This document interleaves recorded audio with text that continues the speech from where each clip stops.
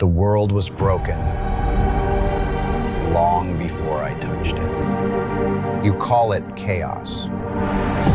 I call it inevitability.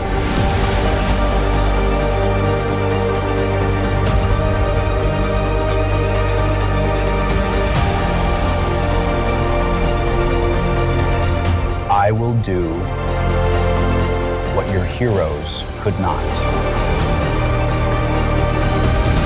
I will end the fear.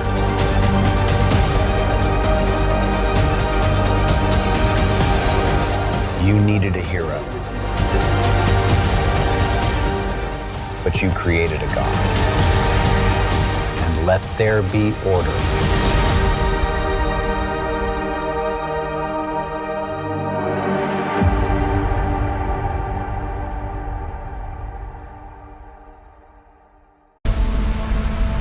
All that stuff that only exists in legends and bedtime stories.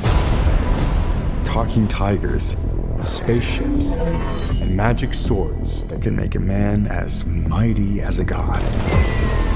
Where I come from, that stuff is real.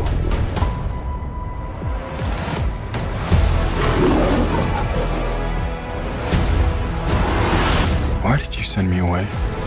I wanted you to be safe. So I sent you to a place I knew that they'd never find you. There's... This obsession with nerd stuff and sword things, it's not a good look for human resources.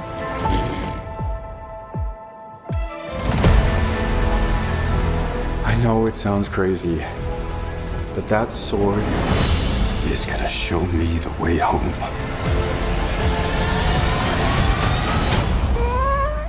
Sir, you can't do that. Don't worry, the sword's mine.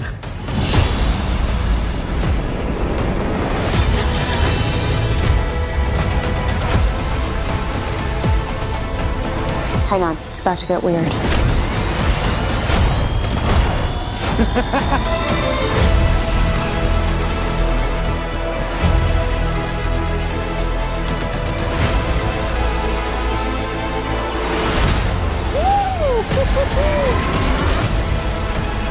What am I supposed to do?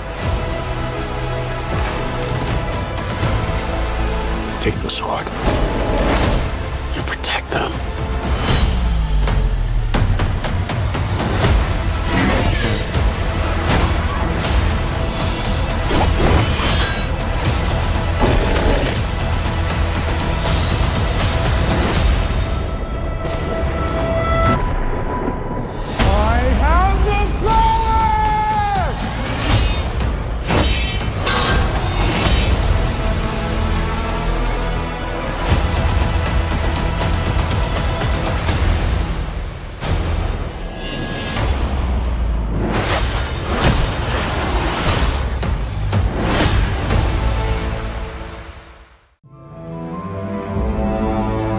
They say time heals all wounds, that you can start over. But how can you start over if you don't exist? I made a choice. I protected them. But the price turned out to be higher than I thought. The city is sick. Vigilantes, mutants, freaks in masks. I don't know who you are, but I remember that you took everything from me. Playing the hero, huh? This isn't a playground. This is war.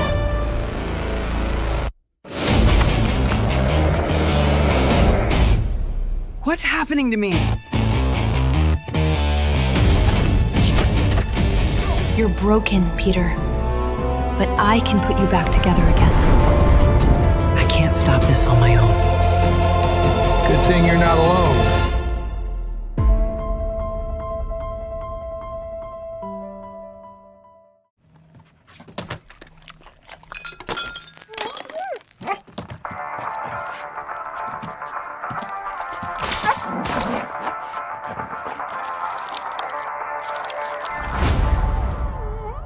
You managed to get most of it on the paper this time.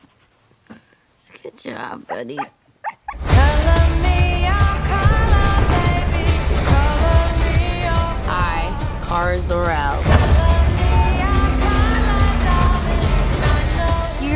I declare the 23 will be the best year yet.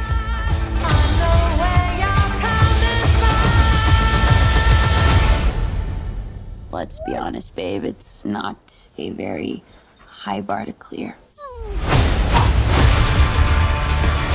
I didn't know any of you were still alive. What was it like to lose everything in a day? Proton didn't die in a day. The gods are not that kind.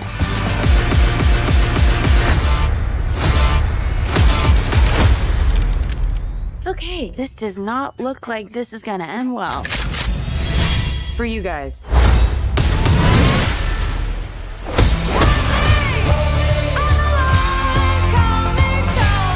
Do others on your planet have powers like you? No, it's a pretty small group of two.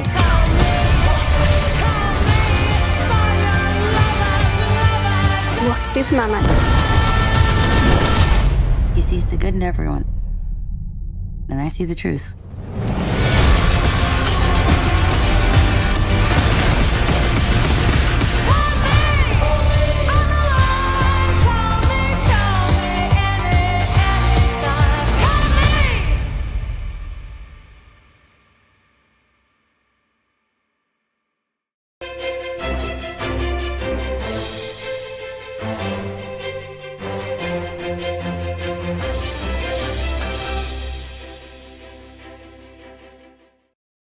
"2,800 years ago, a blind poet known as Homer would produce two epic works. The Iliad would tell the tale of the Trojan War, where a great city was conquered by one of the most devious plans in history. But with the Trojans having been defeated, the blind poet would now turn his attention to Odysseus, with his second epic, the Odyssey, documenting his journey home. Having constructed the Trojan horse, Odysseus had ensured victory against all odds, and proved his reputation as the most cunning of the Greeks. But throughout it all, Odysseus only longed for one thing: to finally return to his homeland of Ithaca, where he could be reunited with his wife Penelope and his son Telemachus. But while his family awaited his return, Odysseus's journey home would take 10 long years, during which he and his crew would have to face the most terrifying creatures known to man. A journey so epic, its tale would be told for thousands of years. This is his story.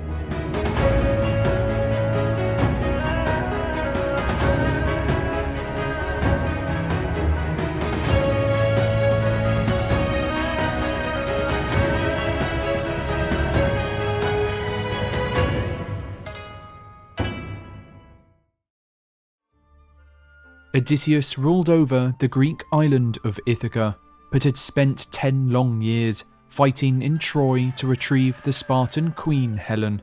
But with his mission now complete, Odysseus looked to travel back to his homeland, where his wife Penelope and his son Telemachus awaited. Gathering his fleet of ships on the Trojan shores, Odysseus would set sail, relieved to be finally returning home. With Troy in ruins, they would first head north to look for supplies, landing on the shores of Ismara, home to the Ciconians, a Thracian tribe who had fought on the side of the Trojans. Gathering the supplies they needed, Odysseus and his men would find themselves under attack from the Ciconians, but overwhelmed by such a large tribe, they were forced to retreat back to their ships, with their journey soon resuming.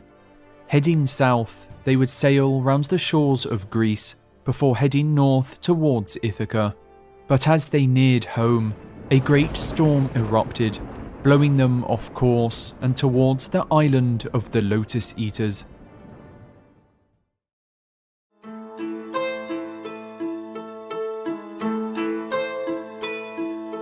Lost and confused, Odysseus and his crew would leave their ships, soon asking the island's inhabitants for help and directions.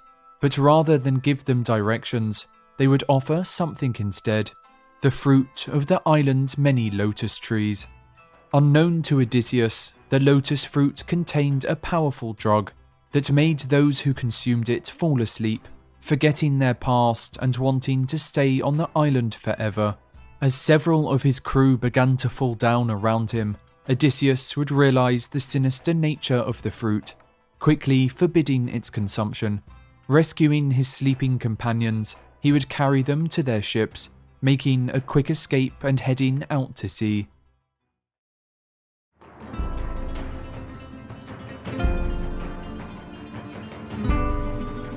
But having been blown off course, Odysseus and his fleet had been at sea for longer than expected, with them now running low on supplies.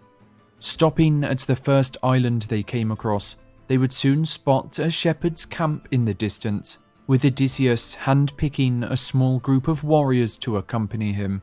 Taking several cases of wine to trade, the hungry crew were overjoyed when they saw large supplies of cheese and meat within a cave next to the shepherd's flock. The warriors would help themselves to the supplies, but soon the cave's owner would return, the giant Cyclops Polyphemus, a son of Poseidon, who sealed the entrance with a giant boulder. Ignoring Odysseus's cries that he was there to trade, Polyphemus would grab 2 of the warriors, crushing them each in his fists before eating their remains. He would then leave the cave, returning each morning and evening to feast on what remained of the terrified crew. Knowing the odds were stacked against him yet again, Odysseus would devise a cunning plan to escape. Realizing he couldn't overpower Polyphemus, he would offer the Cyclops the wine he had brought with him to help wash down the taste of his friends.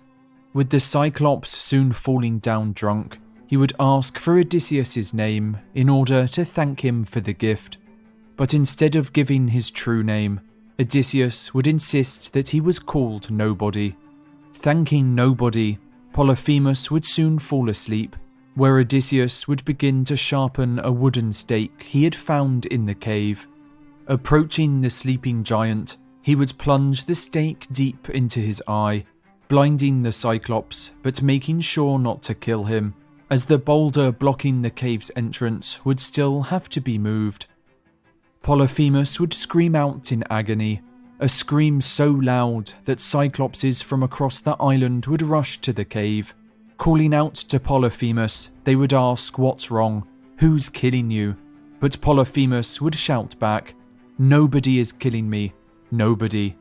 It was just as Odysseus had planned, with the Cyclopses soon leaving in confusion.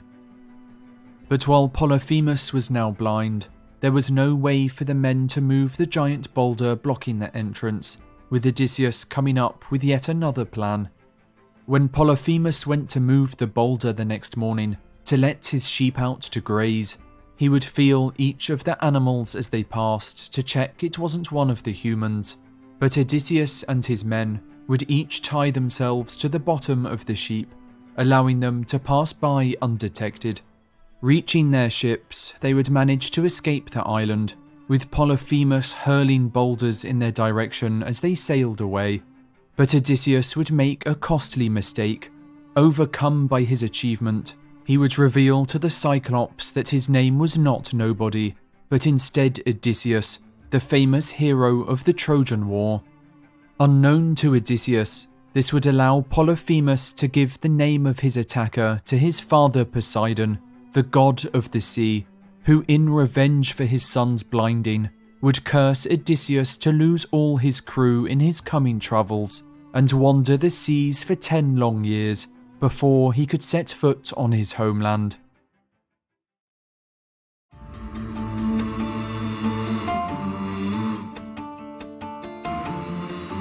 Unaware of the curse Poseidon had placed upon him, Odysseus and his crew would land on the floating island of Aeolia.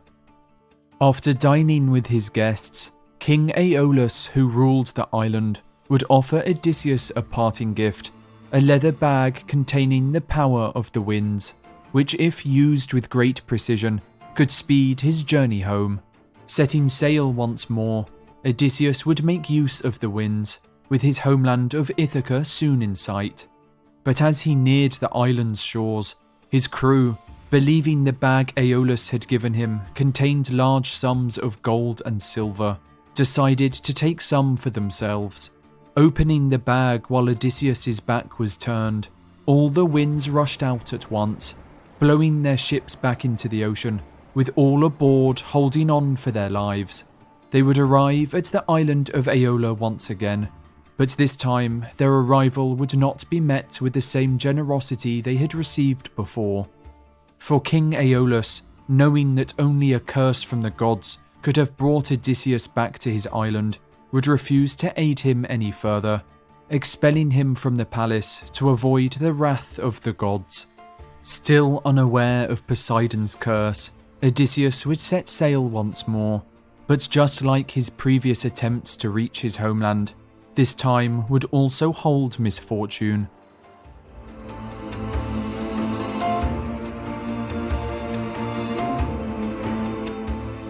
Arriving at the harbour of Laestrygonia, Odysseus would send out 3 scouts to find food and the people of the town. But the scouts would soon realise they were not in a place of people at all, being chased by giants back to their ships. Bloodthirsty cannibals, the giant Laestrygonians would begin to devour the scouts, with them soon turning their attention to Odysseus's ships in the harbour. Pelting them with boulders, the Laestrygonians would destroy every ship bar one, with Odysseus barely making it out alive.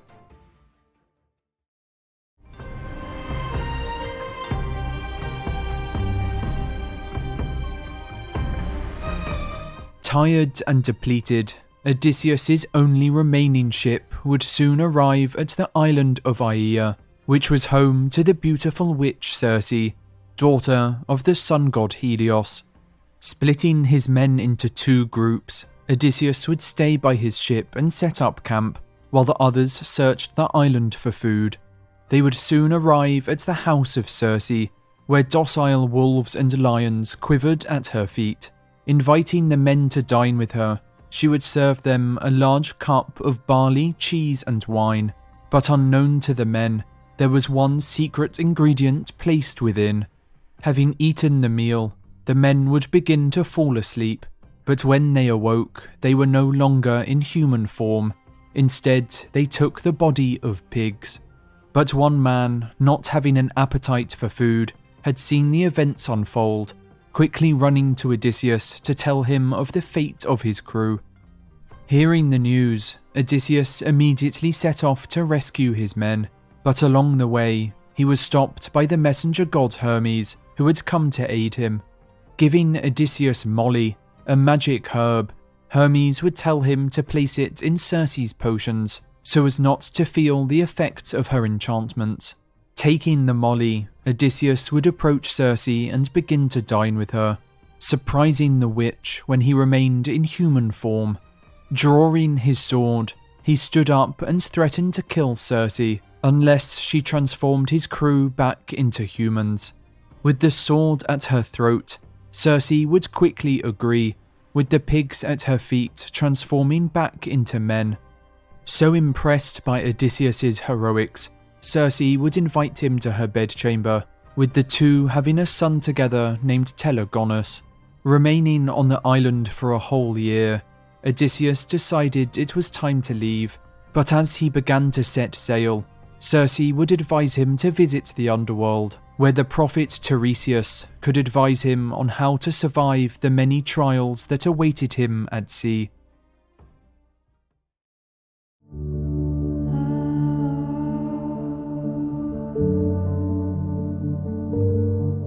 Following Circe's advice, Odysseus would travel west to the edge of the world, where an entrance to the underworld was located.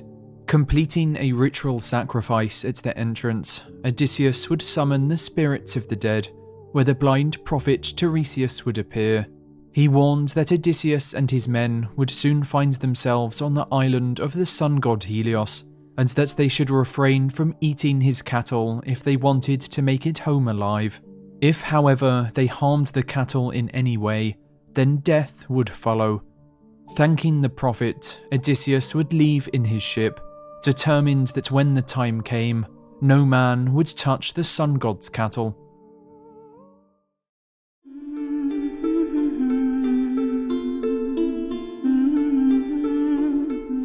But soon after setting sail, Odysseus and his men would begin to hear a beautiful melody, for his ship was passing the home of the Sirens, irresistible creatures that enticed sailors to their death with their bewitching songs. However, this time Odysseus had come prepared. Remembering the advice that Circe had given him, he would instruct his crew to plug their ears with beeswax so they could not be seduced by the Sirens' call. But Odysseus, wanting to be the first man to hear the song and survive, would not plug his ears with wax, instead asking his crew to bind him to the ship's mast. And so, as the ship passed the Sirens' home, and their songs grew louder and louder, Odysseus would begin to struggle. Drawn to the sound with every fibre of his being, he would plead with his men to let him go, but no one would answer his call, as the wax continued to block their ears. Eventually making it through safely, Odysseus would be set free, having been the first man to survive the Sirens' call. But unknown to him, the Sirens were fated to die if a mortal ever resisted their enchanting song, with each of them taking their own life as his ship sailed into the horizon. If you love art as much as us and are captivated by the beauty of some of the pieces you have already seen in this video, then you are going to love today's sponsor. With over 400,000 users, Masterworks.io is a platform dedicated to securitizing blue-chip artwork for both retail and accredited investors. In the past, only billionaires and the super rich were able to invest in art, and that's what's amazing about Masterworks.io. They are now making investing in art accessible to all.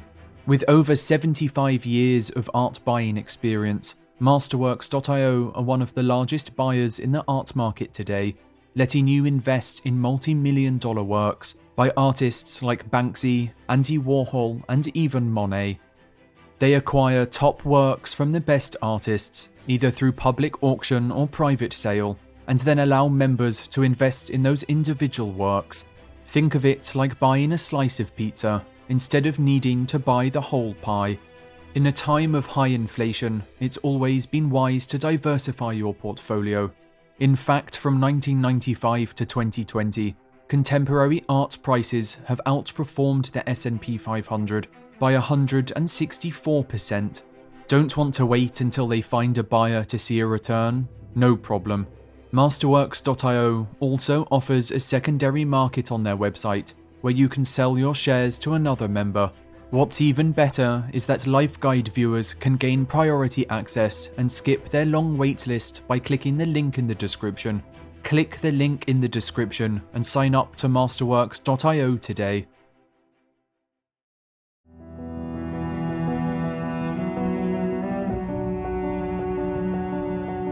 As the next day dawned, Odysseus had a difficult decision to make, for Circe, using her magic, had warned him of the dangers that lay ahead when he came across a narrow pass.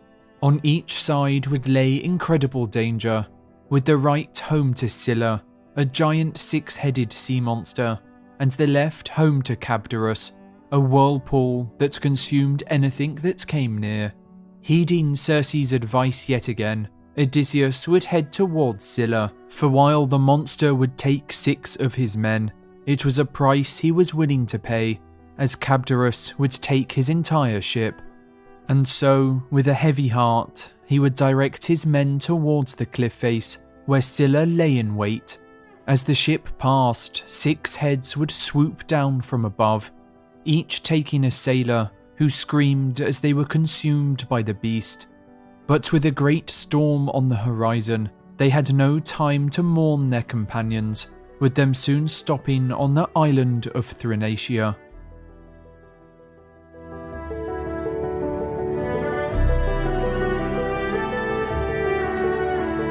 Thrinacia was home to the cattle of the sun god Helios, cattle that Odysseus had been warned not to consume by the prophet Tiresias in the underworld.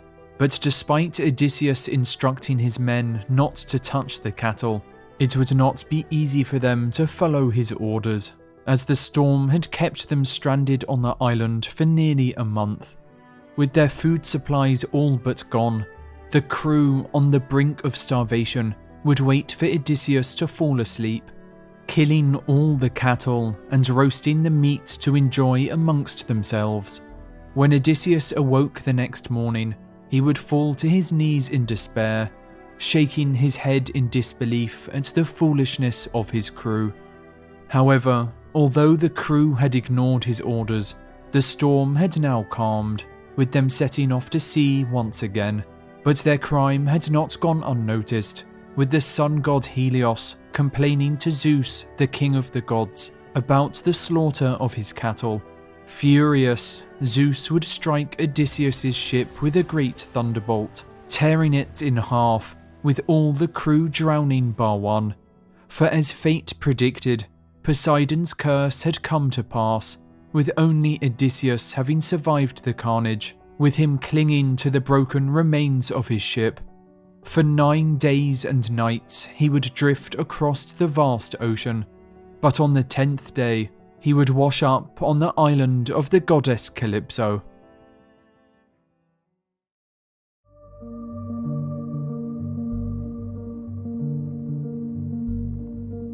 Upon rescuing Odysseus from the shore, Calypso, the daughter of the Titan Atlas, would fall in love with him, asking if he'd stay on the island with her forever, even offering to make him immortal.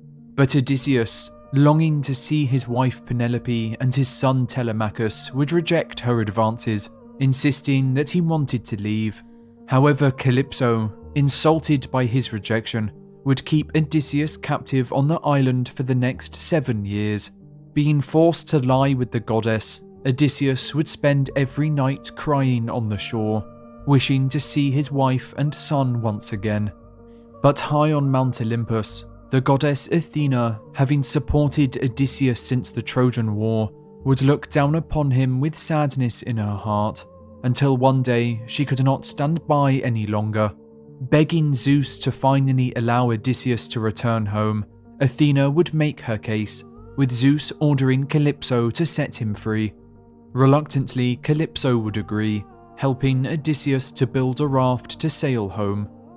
But as he was nearing his homeland, Poseidon would hear of Odysseus' escape, conjuring a storm to destroy his raft. Barely surviving, Odysseus would manage to swim to the island of Syria, where he would stumble onto the shore completely naked, before falling asleep.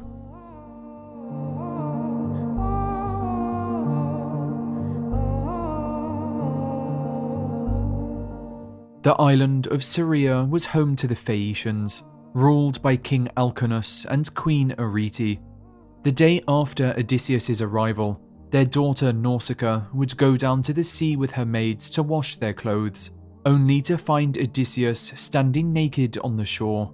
Shocked by the sight of a naked man, her maids would run away screaming in terror.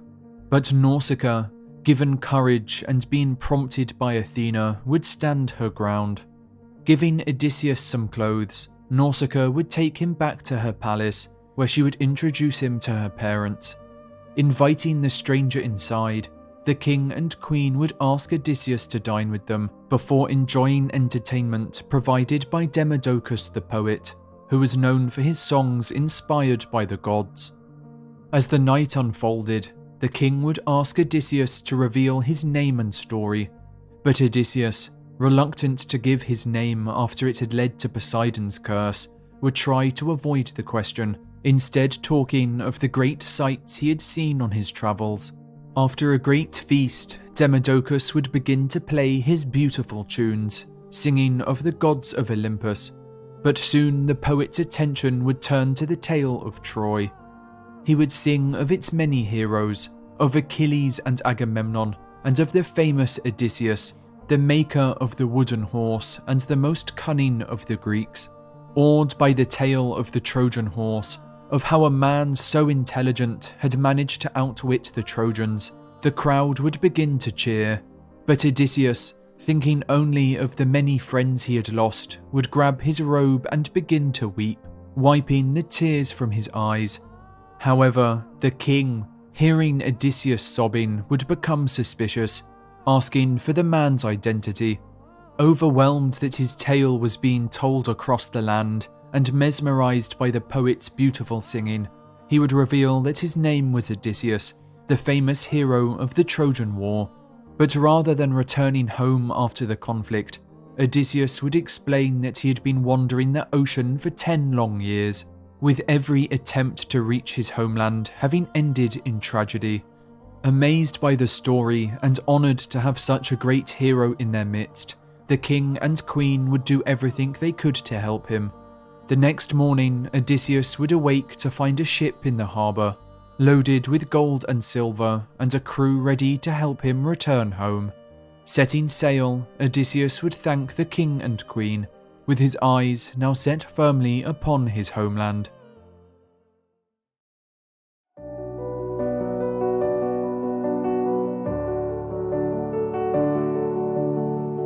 "20 years after leaving home, Odysseus would finally set foot on Ithaca, ready to see his wife and son once again. But Athena, knowing that his homeland was not as he had left it, would warn Odysseus of the dangers that waited in his palace. Transforming him into an old beggar, Athena made sure that Odysseus would enter his home in disguise. For his wife Penelope, having been alone for 20 years, was expected to remarry, with suitors from far and wide coming to win her hand. Over 100 of them now infested Odysseus's palace, eating his food and wearing his clothes, although throughout it all, Penelope had remained faithful, never giving up hope that her husband would return. Devising a cunning plan to avoid marriage, Penelope had stalled her many suitors for years, weaving a burial garment for Odysseus's father, promising that she would choose a new husband when it was finished. But every night, as the garment neared completion, she would secretly undo all her work, with the deception lasting for 3 years before it was uncovered, with her now being forced to choose a suitor. But unknown to Penelope, Odysseus would soon be by her side. Making his way to the palace, he would first stop at the house of his most loyal servant Eumaeus. Happy to see his king once again, Eumaeus would offer Odysseus food and wine, while pledging to help him reclaim his home. It would not be long before another would join them, for Odysseus's son Telemachus had just arrived home from his travels after searching for his father for many months. Making his way up to the palace, Telemachus would see Eumaeus dining with a stranger, and hungry after his long voyage, would ask his friend if he could join for dinner. But Eumaeus, knowing the beggar's true identity, would seek to give the two some time together, leaving to let Penelope know that her son had returned. With Eumaeus now gone, Athena would use her magic to transform the old beggar back into Odysseus in all his glory. Telemachus could not believe his eyes and would begin to weep, having been reunited with his father after all this time. Dropping to his knees, Telemachus would embrace his father with open arms, but their reunion would have to wait, as for now, Odysseus would have to deal with the suitors that infested his home. Disguising himself as a beggar once again, Odysseus would enter the palace, only to discover that Penelope had set up a competition to choose her next husband. She had declared that she would marry the man who could shoot an arrow through a row of 12 axe heads, with every suitor in the land having joined the competition. But there would be one condition, that each suitor must use Odysseus's great bow that had been left behind at the palace. It was another of Penelope's cunning tricks, as one after another, every suitor would take their turn, each unable to even string the bow. After every man had failed, Odysseus, still disguised as a beggar, would ask for an attempt, with the whole palace howling with laughter. But they would soon fall quiet, for Odysseus would string the bow with ease, taking aim and shooting an arrow that sailed through all 12 axes with perfect precision. But having seen the damage done to his home, Odysseus could not forgive the suitors. Turning the bow upon them, Odysseus would begin to fire, striking them down one by one. Panicked, the suitors would go to grab their weapons, But no matter how hard they looked, they could not be found, as Telemachus had hid their weapons while the competition was underway. With Eumaeus then joining Telemachus and Odysseus, they would begin to attack the suitors, not stopping until they had all been killed. With the bodies of the suitors now laying dead at his feet, Odysseus had completed his final task. The only thing left to do was to reunite with his wife, with his undying love for her being the only thing that had fueled his journey home. Recognizing her husband and overwhelmed with emotion, Penelope would embrace Odysseus, a moment she had spent 20 long and faithful years waiting for.